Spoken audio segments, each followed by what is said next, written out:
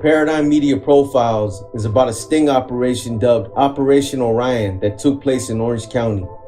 It involved a former Sureño street gang member named Jose G. Nolasco, who went undercover and helped police and other law enforcement agencies crack down on street crime in Santa Ana. This whole operation came to fruition sometime in June of 1999, after Nolasco, a convicted drug dealer, was awaiting deportation to South America. He was being held in the Los Angeles County Jail and had no interest in being deported. While in custody, Nolasco apparently reached out to law enforcement and expressed an interest to cooperate in exchange for a reduction of time he was facing. He was also hoping that his cooperation would stop authorities from deporting him back to South America. He was in a desperate situation. He had just become the father of a newborn son, and he didn't want to do any time. He was willing to do just about anything to avoid going back to his native country or prison, said an officer familiar with the case. But authorities were also desperate. After years of complaints by the local residents of Santa Ana that had been plagued by gangs, graffiti, drugs, and drive-by shootings, they knew they had to do something. That's when officers decided to tap Nolasco for Operation Orion and assemble a task force to oversee the operation. Officers from the gang intel unit who were familiar with Nolasco knew him and knew that he had a lot of street cred. His street savvy and familiarity with the neighborhood made him an ideal operative, police said, allowing him to gain the trust of criminals who might have been suspicious of an undercover officer. During the 7-month-long sting operation, Nolasco cruised the turf bounded by McFadden Avenue, Harbor Boulevard, 17th Street, and the Santa Ana River, buying guns and stolen property in a car equipped with a sophisticated hidden video system. The operation was originally only supposed to last for 3 months. However, it was so successful that authorities extended it for another 4 months. But it didn't go without some of the problems that these types of operations have been known to encounter in the past. Like other hardcore gang members that have cooperated with law enforcement, authorities began experiencing problems with Nolasco about 4 months into the operation. Money was coming up unaccounted for. His handlers were having problems contacting him. There were discrepancies about the amounts of drugs he was purchasing, and agents were having concerns about the possibility of Nolasco indulging in drugs. We can't ever lose sight of the fact that even though these guys have agreed to work with us, they're still criminals and they can't always be trusted, said one of the officers involved in the investigation. During Operation Orion, Nolasco's undercover work led to the convictions of more than 100 drug peddlers and other active gang members. The video surveillance footage shows how effective Nolasco was when interacting with gang members and other criminals. He bought drugs and guns at will. This is the difference with a guy like Nolasco and an undercover officer. They trust him because they know him and he already has credibility with them. It would take an officer months, possibly even years, to earn that type of trust, said the police. But attorneys for some of the defendants and even some members of the public didn't share in the same type of admiration as did some of the law enforcement agencies that were involved. Some people who were in opposition to these types of law enforcement stings felt like this was a form of entrapment, and others were critical about the amounts of money Nolasco received as payment for his work. Sources close to the investigation said that Nolasco was paid over $58,000, plus bonuses that totaled close to $70,000. Nolasco was so successful in gaining the trust of the people that got swept up in this sting because he already had their trust. Santa Ana was his old haunt, and he had interacted with a lot of these guys in the past. I understand that snitching is snitching and that it's all bad business. No matter how you slice it and dice it, I get that. And I understand that there's not a form of snitching that's any less egregious than another. Like they say, the only good snitch is a dead snitch. But what I'm trying to say is this. There's just something about watching someone set people up in the hood that kind of takes it to another level. People obviously make choices to cooperate for different reasons. Sometimes it's their kids. a wife, or a girlfriend, bad politics or betrayals, or maybe they're just tired of playing the game. Whatever the case may be, something motivates them and pushes them in that direction. Breaking the street code and cooperating with law enforcement is considered the lowest form of trash amongst those that operate in the streets or those that function within the lifestyle. I clearly get that and I understand it. I operated under this belief system for over 30 years, so I can identify with it. And even though it's the most radical form of hypocrisy imaginable, I even still believe this myself today, despite some of the choices I even made. That's just brutal honesty. But again, there's no justification for it, and at the end of the day, it's all the same. But watching someone go undercover for the purpose of saving their own ass and taking down people out there on the street that are just out there trying to survive and put food on the table just seems like it's somehow at the very lowest of the lowest. None of the people that you're gonna see in these videos are ballers. None are what would be considered high-level drug dealers. Some of them look like they're one transaction away from being homeless. The majority of these people that get snatched up in this operation are just street people. People that are out there hustling and trying to get their grind on. You guys are gonna get to see exclusive video of Nolasco during this sting operation that's never been released to the public. The video starts out with Nolasco loading up several assault rifles at a self-storage company on South Harbor Boulevard in McFadden. He was accompanied by several gang members from Dogtown who took him there and sold these guns to him at a prearranged set price. The next guy in the video looks like just another tecato, Spanish for a drug user. Nolasco drives him to a house somewhere in the area of 17th Street and Cabrillo Park Drive, where the guy jumps out and cops a dime and a nickel of meth. Again, this guy is taking down people who are copying nickels and dimes. Low-level street runners. Based on how they interact in the video, it's safe to assume that these two knew each other and have dealt with each other before in the past. From there, he pulls up to another guy who he refers to as Big Steve and attempts to cop a $20 piece of meth. If Big Steve ever benefited from trying to sell someone some gaffle or something that was short, it was definitely here with Nolasco.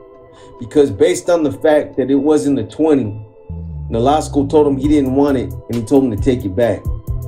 This guy might have been a little disappointed that he didn't get to score a few dollars for this transaction, but I'm sure later when the cops came to do the big sweep, he would come to realize how lucky he really was that Nolasco didn't want it and gave it back. The next person Nolasco targets is an African-American guy who introduces himself as Johnny. Unfortunately for Johnny, he's selling fat slabs of dope, so Nolasco takes one look and he takes it. The next person Nolasco encounters is a guy who I believe introduces himself as Chapo. Nolasco introduces himself as Clyde and claims to be from 6th Street. I don't know if Nolasco is really from 6th Street, but there's a local street gang out there in Santa Ana called 6th Street. What a fucking name to use though. That name alone would have made me suspicious. How many bald-headed gang members have you met out there named Clyde? At any rate, this is a quick stop and go transaction. Chapo gives him a slab that he claims is his last piece. Nolasco looks at it real quick, says he'll take it, and then he cuts tread. The next unlucky contestant to cross paths with Nolasco is another African-American brother who was standing in front of a place called Tropical Ice Cream on West 5th Street and North Bristol Street. They go back and forth about one of the most common things that drug runners and drug buyers usually try to come to a mutual agreement on. The drugs being walked straight over to where the money's at, or the money not exchanging hands until the drugs are seen. Nolasco obviously has some concerns about trusting this guy, but he eventually concedes when the guy throws his medical ID card on the seat and tells him, "Look, man, I don't burn nobody. If we're gonna do business, we're gonna do business the right way." As soon as this guy walks away, Nolasco inconspicuously reaches over, grabs his ID, and reads it out loud so the cops monitoring these buys can identify this guy. Man, talk about a natural. This guy's doing textbook police work. The next individual Nolasco makes contact with is a youngster whom he identifies as Speedy. There's some back and forth small talk about who told him this youngster's name, and then he tells him to give him a fat $20 rock. The youngster appears to be a little suspicious as he's trying to figure Nolasco out, but he continues forward with the transaction and hands Nolasco the piece of dope. The next individual Nolasco targets is a guy who gets in the car and shows him a gun. They look at the gun, which looks like either a 9mm Glock or a 44. The guy shows him some of the gun's features, like the glow-in-the-dark sights, and that's pretty much it for this short encounter. Nolasco's next target is a group of 4 Hispanic males that sell him a fully automatic assault rifle with extra clips. After looking over the weapon and the extra clips, he counts out $500 and pays one of the guys who obviously owns it. After giving the guy the money for the gun, he gives him an extra 100 and tells him, "Here dog, go buy yourself a pair of shoes." This money obviously belongs to the cops he's working with, but you've just got to wonder if at some point they said something to him about throwing their money around like he's a baller, because I noticed that he has a habit of doing this. After he finishes up with buying the assault rifle, he then pulls up to a house where he meets 2 guys and buys a handgun. One of the guys, who looks like he's probably around 17, gets in the car with him and they talk about what hood this youngster's from.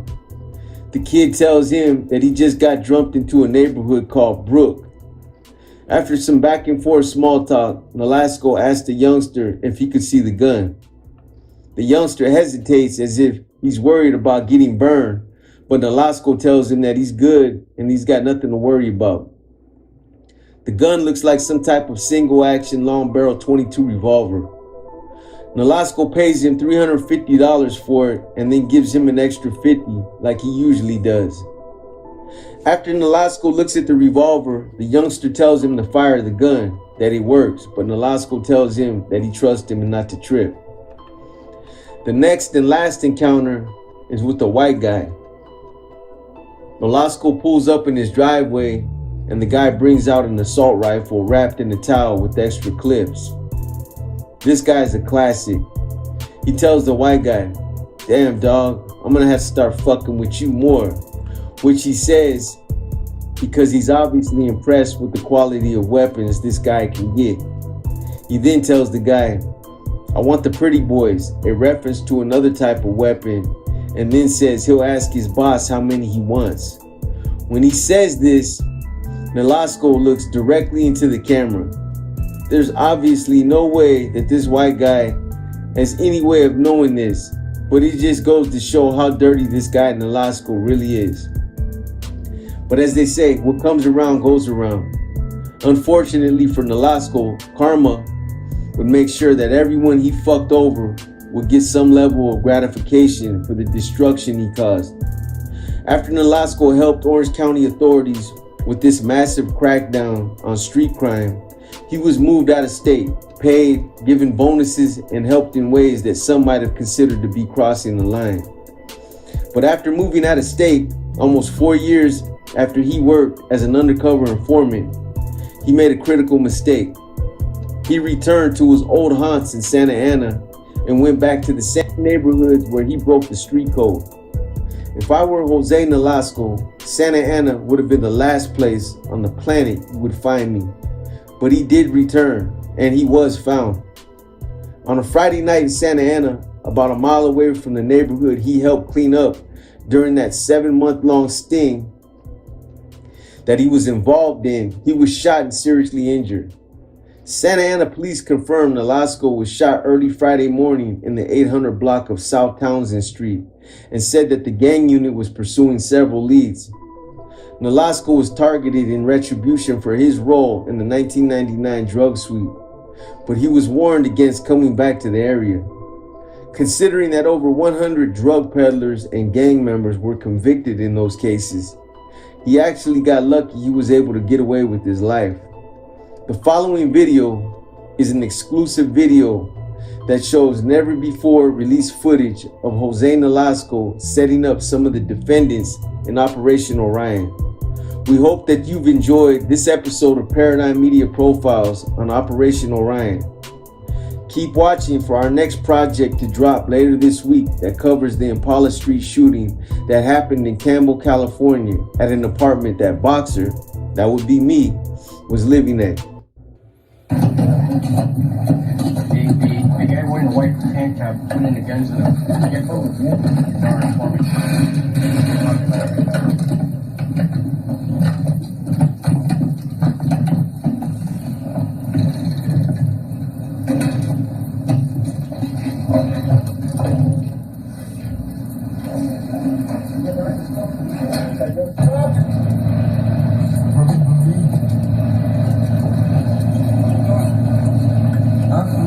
Yeah. What's it, dog? Cool.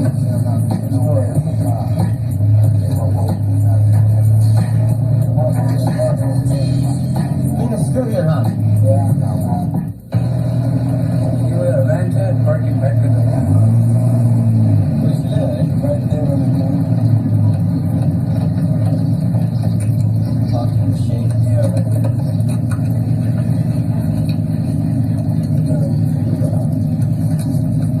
So here's my fucking shit. 1, 2, 3, 4, 5. Count again. 1, 2, 3, 4, 5. That's for you, my friend. Okay, I'm gonna get a dime. I'm gonna pick one.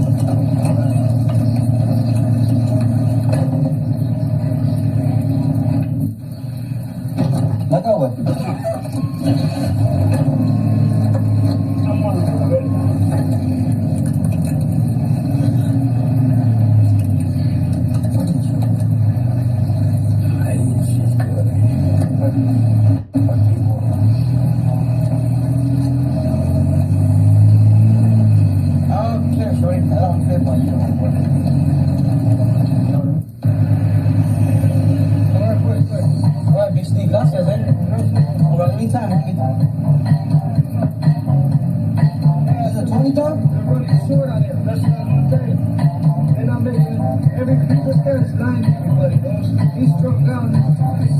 Everybody's coming with $7-8 now.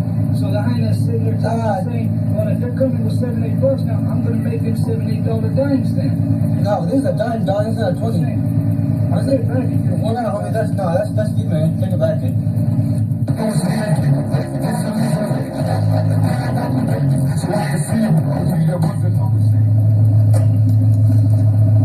Uh-oh. Hold up. You moving. That is right there. Get it. I know, because I got one in my car. I ain't found yet. Now he's a popper, homie. Oh, yeah. He's a popper. Always. Let's call you again, homie. Okay, I'm right, huh? Call your name? Johnny, huh? Johnny, yeah. Okay, Johnny. Okay. Okay, Johnny. Yeah, I don't want to fuck with anybody else, homie. Oh, yeah. Thank you.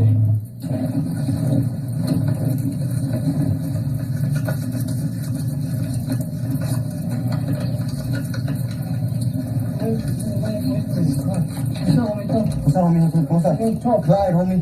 Clyde. Claro, 60, homie. Hola, mucho gusto, eh. ¿Quieres que te medites? Yeah, give me a firme one, homie. Por favor. No, check them out. Fuck. Last one they got on me. I'll take this one, homie. Alright. Gracias, eh. Yeah. I'll be back later on, homie. You go change your dollar, huh? Yeah, we got to get changed. I got to go by the phone shop, dog. I have to do it. Because you're going to walk low, you're going to like it. But he's coming over here. I don't like to give my money out to nobody, homies. I don't know. You No, know? homie, I don't burn nobody, dog, okay? We're gonna do business, we're gonna do it right, okay? I'm not gonna burn you, homie. Do it right there, okay? That's everything I love right there. I'm not gonna burn you. When I come back, I gotta make the phone call, man. You got to have the money, but I'm not gonna walk it right to him, okay? Go I'm ahead, not gonna burn nobody, dog. Go ahead, homie. Go take your On business. that.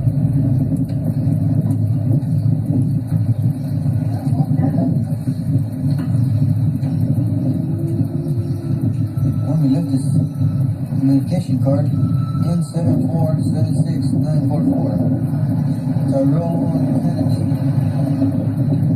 1852 West Village, Savannah.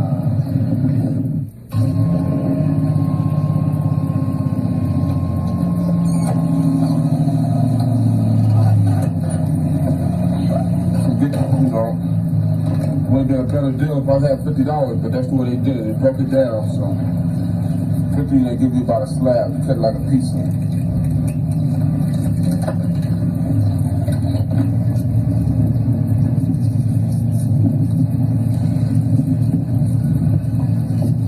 You're speedy, huh? Yeah, that's what homeboy told me. You're in the red bike looking at it. What's up? Who told you that? Wicked. Manny's brother. Where is it, Sneaky? Oh, yeah. Homeboy with that down right here. He lives right there at the panel Manny lives at, eh? I don't know if it's Wicked or Sneaky. Is it both or? What do you need, one? No, give me a 20, eh? I don't play like Manny's homeboy because I got fucked up last time. He fucking gave me a dime for $20, eh? Yeah. Homeboy told me he's swimming pretty proper, eh? Hell yeah. That's true, man. Yeah, homie, I'm Clyde, eh? Alright, Mucho gusto, eh?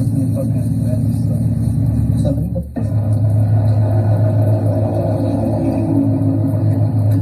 Give me a dime, man. Fuck. You got some?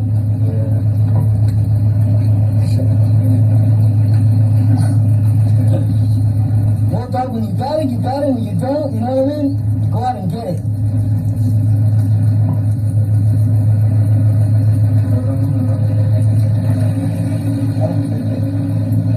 Same shit.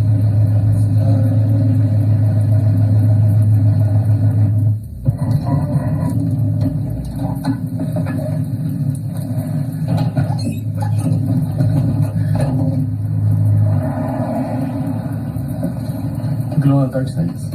Where's the glow? That's it. Right here, see? The glow. The green. In the dark. Seven, right? Okay.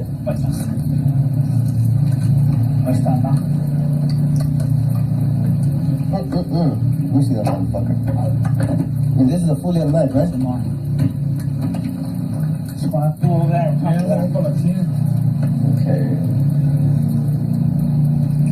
1, 2, 3, 4, 5. Here, fool, buy yourself some shoes. Gracias, dog. Hey, you took care of me, dog. I know, dog.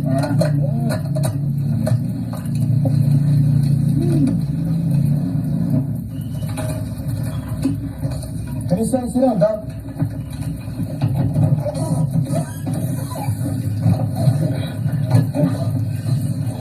Funny homeboy. Okay, 20. Let me see. I'll put that fucker right there.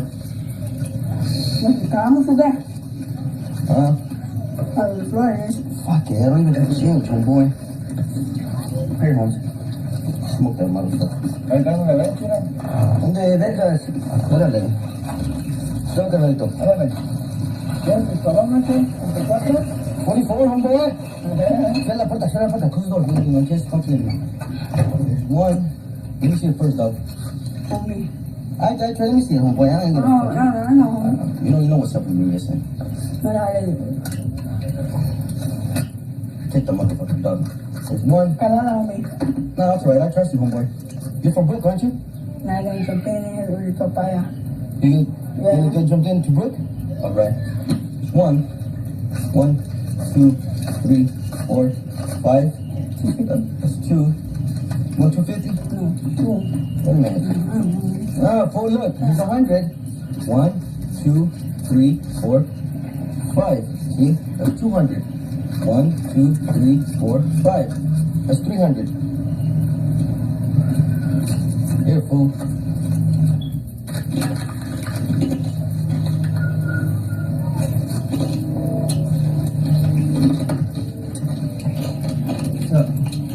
God damn, dog. Man, I thought fucking we do more. Huh? Cause I'm gonna start. I'm gonna continue to fuck with you more. God damn. Fuck, homeboy. Yeah, like.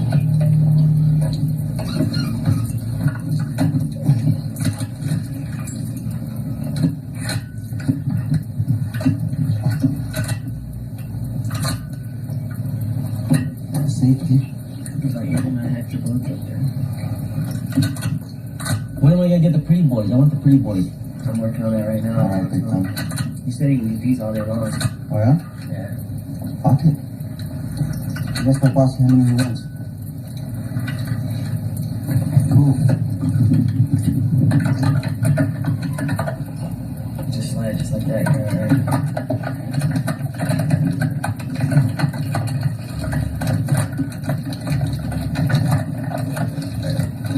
Just show me how to do it now. Yeah, when you get in there, alright, and slide it. And then fucking it falls in place. Yeah, and then you pull this back. And then it fucking camera. Ready? Yeah. This is exactly like the other one. Fucking this fucker's bad. It's like a fucking handgun, man. Yeah. Pop, pop. These motherfuckers. Oops, how you doing?